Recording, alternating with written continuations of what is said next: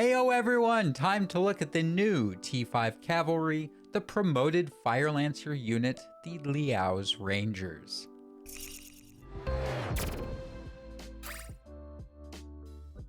As mentioned, the Liao's Rangers are a promoted version of the Fire Lancers. They are earned through the Season 6 unit challenges, so if you don't know how the promotion system works, I did a video about it in the Season 5 preview.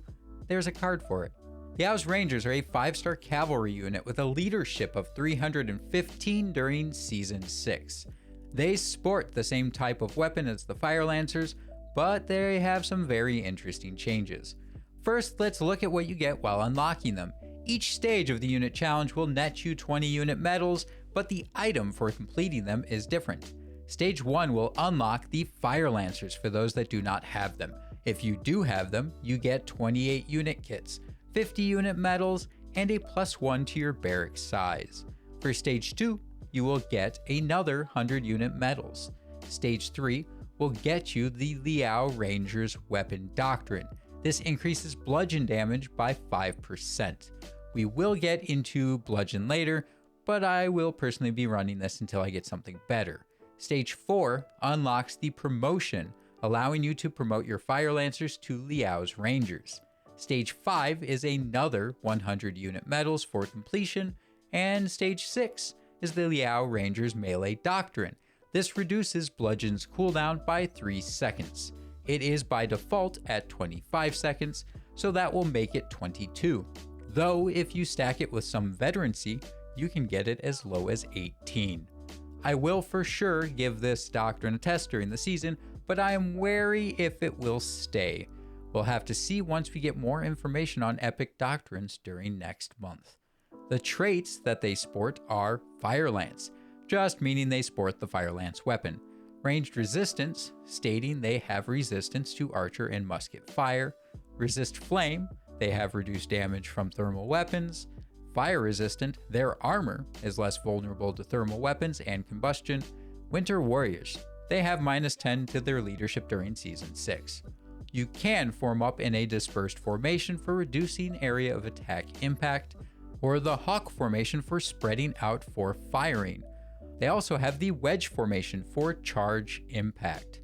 The unit orders you command are the gun charge, where they fire their weapons once they charge in for melee impact.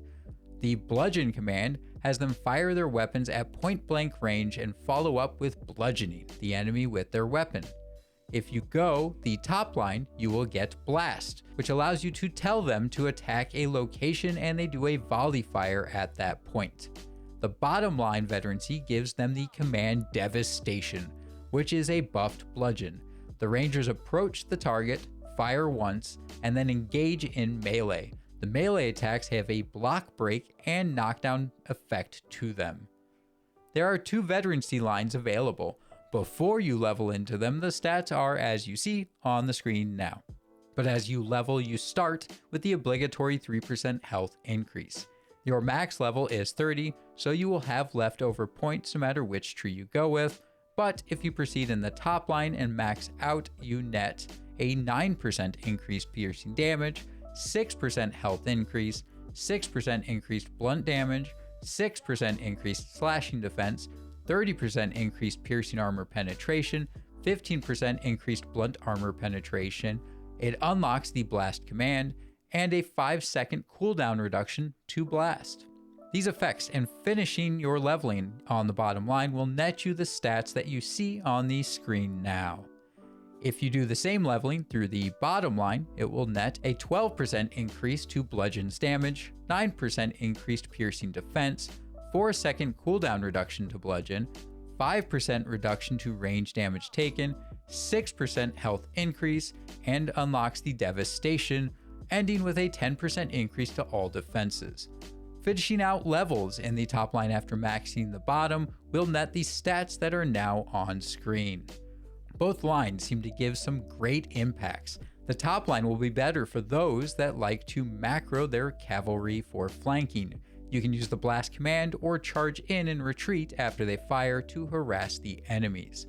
The bottom line gives them a strong engagement impact. I can't say for sure how much impact they will have, as the AI was glitched in the preview event, not allowing them to auto-attack. But the results I did get look promising. They should be fixed by the time they come out, so time will tell. As for what we did see, let's take a look.